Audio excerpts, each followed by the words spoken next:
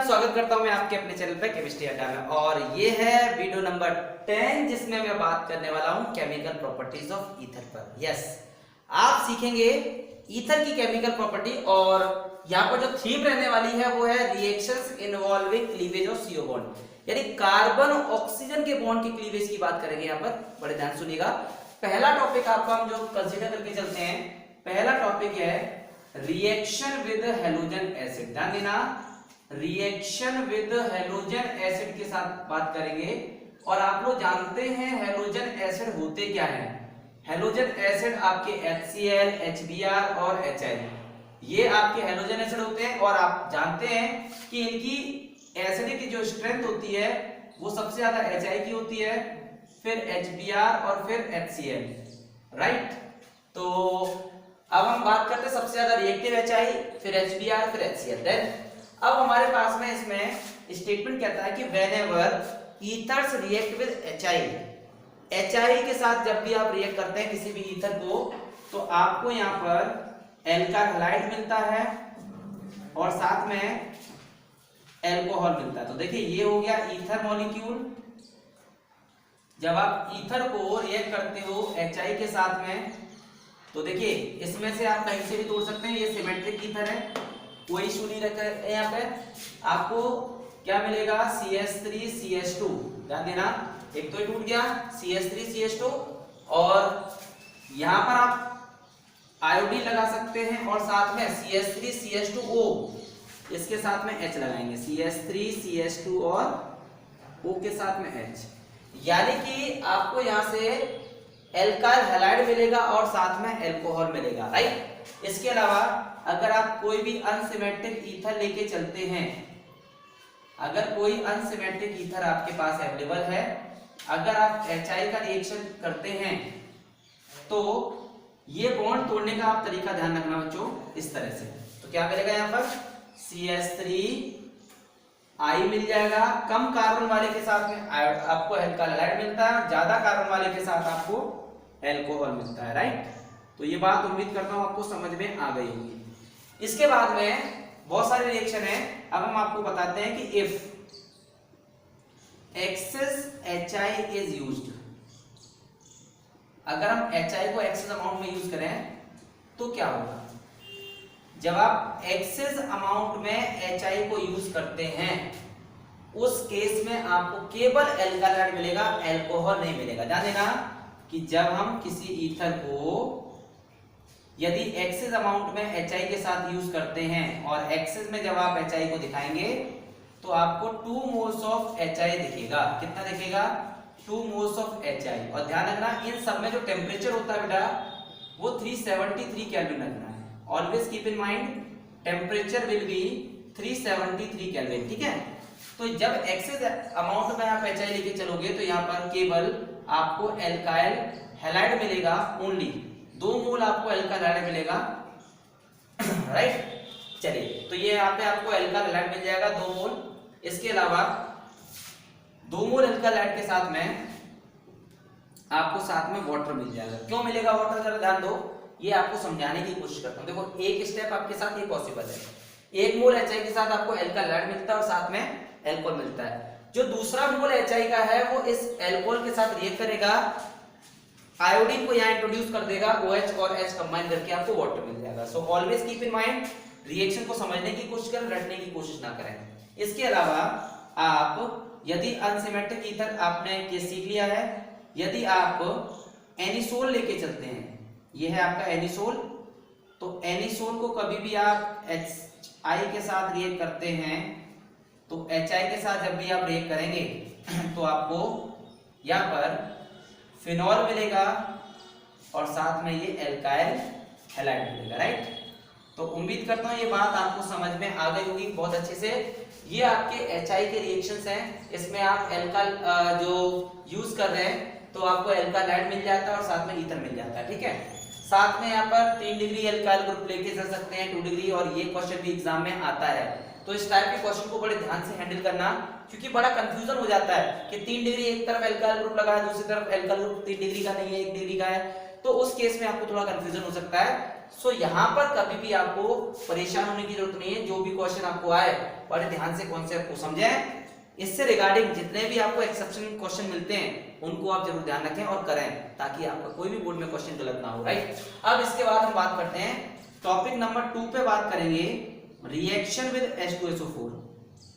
यहाँ पर हम लोग रिएक्शन जो करने वाले हैं वो H2SO4 के साथ रिएक्शन करेंगे बच्चों। तो देखिए H2SO4 के साथ रिएक्शन में क्या मिलेगा, यदि हम ईथर को रिएक्ट करते हैं H2SO4 के साथ, तो ध्यान देना H2SO4 अगर हम डाइल्यूट लेके चलते हैं, पानी के साथ लेके चलेंगे और यहाँ पर H2SO4, तो ये हो गया डाइल्यूट H2SO4 पहला केस। तो पानी टूटता है H+ में और OH नेगेटिव में। तो ध्यान देना ये कहीं से भी आप ईथर तोड़ लीजिए इस तरह से, क्योंकि सिमेट्रिक ईथर है।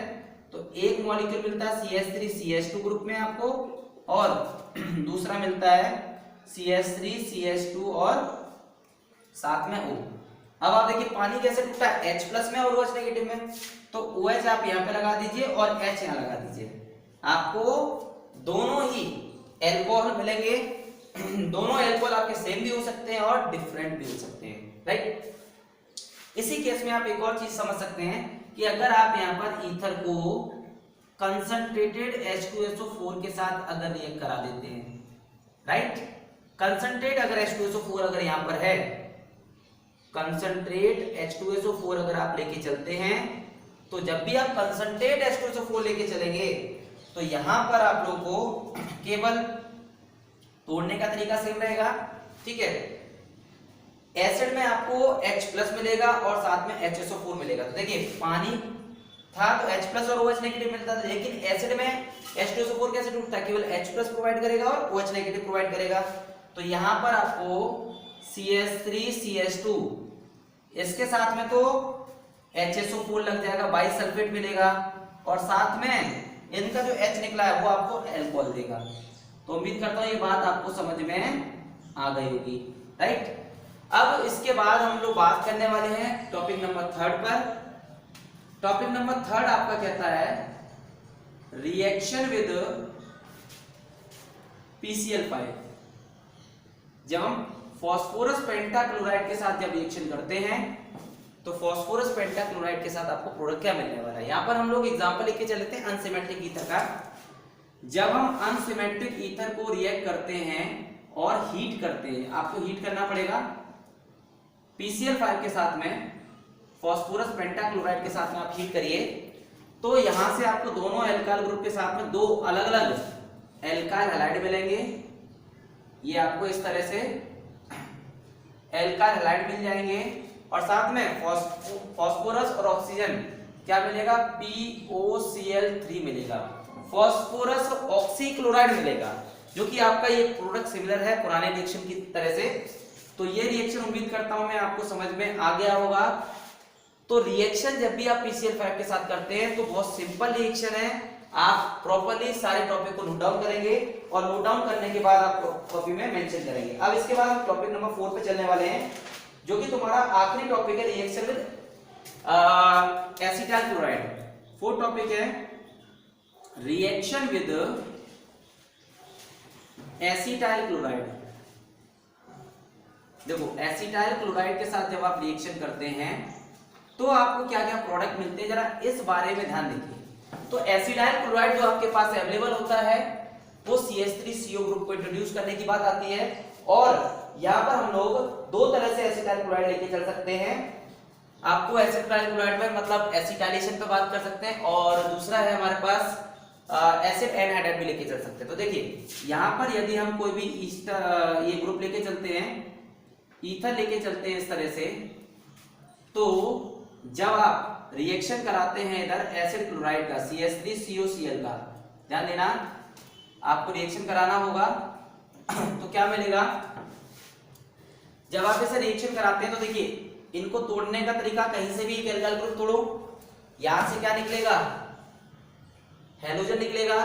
तो देखिए हैलोजन निकलेगा, आप हैलोजन को कंबाइन करें, दोनों प्रोडक्ट बिल्कुल सही बनते हैं। CH3CH2 के साथ में आप तो हैलोजन लगा दें, प्लस आपको ये जो बचा हुआ ग्रुप है CH3CO ग्रुप को आप कंबाइन कर दें ऑक्सीजन वाले ग्रुप के साथ में, तो CH2 और CH3।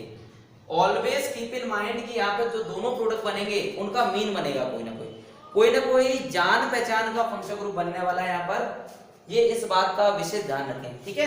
अब इसके बाद चलते हैं हम आगे।